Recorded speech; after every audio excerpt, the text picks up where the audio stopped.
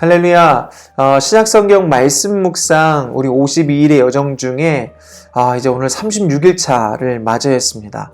또 주님께서 우리에게 새로운 한 주를 허락하셨는데 우리가 말씀으로 오늘 하루를 또 이번 한 주를 믿음으로 승리하게 되는 저와 여러분들 되시기를 바랍니다. 오늘도 기도하고 주님 주신 말씀 나누도록 하겠습니다.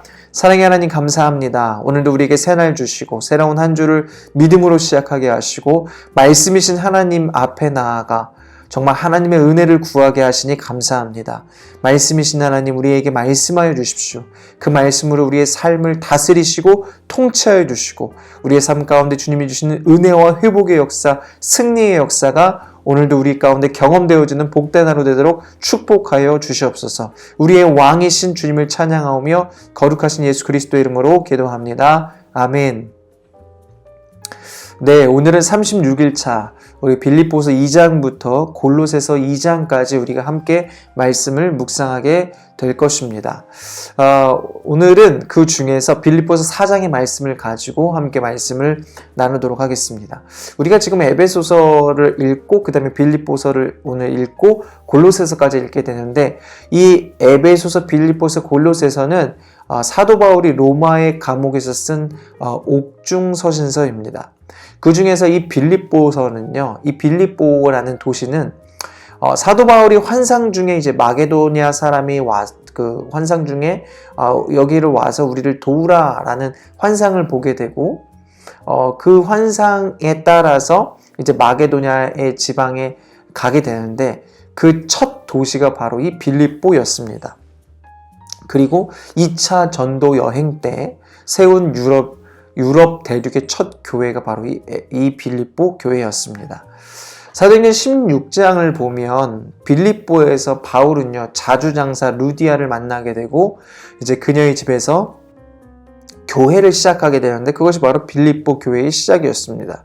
그리고 이 빌립보 지역에서 정말 이 사도행전 16장에 보면 여러 가지 사건들을 겪게 되는데 점치는 귀신 들린 여종이 하도 바울을 따라다니면서 그들을 귀찮게 하고 힘들게 하니까 이제 바울이 그 귀신을 내쫓거든요. 그래서 이제 그 귀신을 내쫓고 난 다음에 이제 여러 가지 소요가 일어나게 되니까 이제 그 바울이 이제 감옥에 잡히게 됩니다.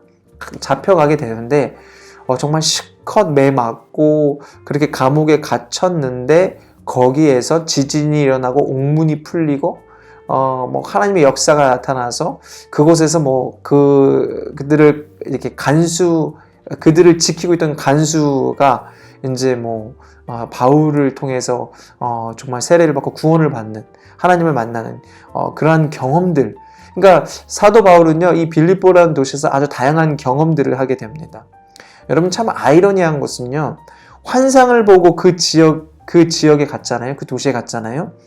그러면 하나님의 은혜가 막 넘치고 하나님의 역사, 물론 하나님의 역사하심과 은혜가 있었지만 그런데 그런 환상을 보고 갔는데 그를 기다리고 있었던 것은 딱 보이는 것은 정말 박해와 추방, 어려움이었습니다. 그런 어떤 상황들 속에서 이게 정말 하나님의 뜻인가? 우리는 이렇게 생각할 수 있잖아요. 그런데 그는 그럼에도 불구하고 그곳 가운데 복음의 길을 걸어갑니다. 그러한 여러 가지 일 때문이었는지는 모르겠지만 빌립보 교회는요 이러한 바울을 더 특별히 사랑했던 것 같습니다. 그래서 사도 바울이 지금 감옥에 갇혀 있는데 그렇게 감옥에 갇혀 있을 때 뭐 이 당시에 뭐 교회들이 초대교회들 다 어렵고 다 힘들고 뭐 거의 대부분이 가정교회였고 그 교회 구성원들이 다 어려운 형편이었을 것입니다. 그럼에도 불구하고 사도 바울이 감옥에 갇혀 있을 때 그 사도 바울의 쓸 것을 공급해주는 옥바라지를 하게 되는 것입니다. 바울이 그런 빌립보 교인들의 정성을 감사히 여겨서 일종의 감사카드처럼 기록하여서 보낸 성경이 바로 이 빌립보서입니다. 당시에는요 감옥에 갇혔을 때 먹을 것과 입을 것을 자기 스스로 마련해야만 했습니다. 그러니까 먹을 게 없어서 감옥에서 죽게 되기도 하고 이제 그랬는데 어쨌든 이 빌립보 교인들을 통해서 또 여러 가지 예수님을 믿는 하나님의 자녀들을 통해서 바울이 감옥에 있었지만 근데 하나님의 공급하신 것 채우심을 경험하게 되죠.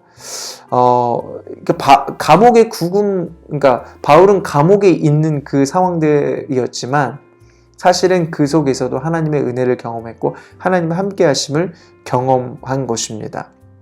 저와 여러분도 이런 먹을 것과 입는 것 때문에 우리가 목숨 걸고 고민할 필요는 없는 것 같습니다. 주님이 다 먹이시고 이렇게 입히시거든요.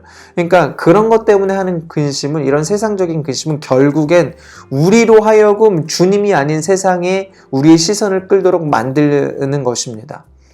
저는 이번 주일 추수감사 주일 저희가 지난 주일에 보냈는데, 그 지난주에 추수감사 주일 보내면서 굉장히 감사한 것이요.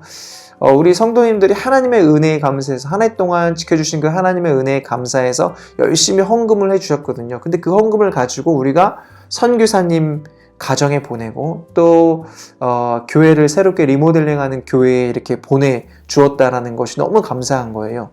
왜냐하면 그분들에게는 이 헌금이 작지만 그래도 하나님의 채우심이고 또 우리는 하나님의 채우심의 통로가 된 거잖아요. 너무 감사하더라고요. 이렇게 하나님의 자녀들, 하나님은요, 하나님의 자녀들을 먹이시고 입히시고 인도하시고 이끌어주시는 분이신 줄 믿습니다. 그래서 사도 바울이 이렇게 고백할 수 있었던 것이더라고요. 우리 빌립보서 4장 11절부터 13절 함께 읽어볼까요? 내가 궁핍함으로 말하는 것이 아니니라. 어떠한 형편에든지 나는 자족하기를 배웠노니 나는 비천은 처할 줄도 알고 풍부에 처할 줄도 알아. 모든 일 곧 배부름과 배고픔과 풍부와 궁핍에 처할 줄 아는 일체의 비결을 배웠노라. 내게 능력 주시는 자 안에서 내가 모든 것을 할 수 있느니라. 아멘. 하나님은 우리를 어떤 환경과 어떤 상황 속에서도 적응하도록 인도하시고 생활하도록 인도하신다라는 거예요. 내가 처한 그 환경이 어렵고 힘든데 그것을 원망과 불평의 시선으로 바라볼 것이 아니라 하나님이 이런 환경과 이런 상황 속에서 나를 적응하게 하시고 나를 살아가게 하시고 그래서 내가 어떤 상황과 환경 속에서도 복음을 전하고 복음의 일꾼으로서 살아가도록 나를 지금 훈련시키시는구나. 이렇게 하나님의 인도하심을 바라볼 때 우리는 그분 안에서, 하나님 안에서 모든 것을 할 수 있다. 바울이 그렇게 고백하는 것이죠.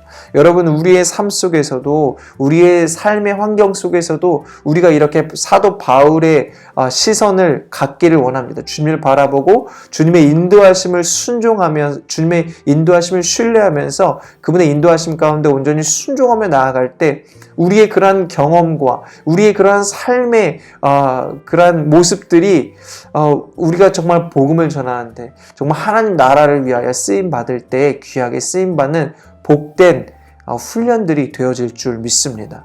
하나님은 우리를 더욱더 강건케 하시고 하나님은 더욱더 우리를 선한 길로 이끄시는 하나님이십니다. 그런 선하신 하나님을 오늘도 우리가 말씀을 통해 경험하기 원하고 이번 한 주 말씀의 능력으로 그렇게 우리를 강건케 하시는 살아계신 하나님을 경험하게 되는 우리 모든 성도님들 되시기를 예수 그리스도의 이름으로 간절히 축원합니다. 아멘.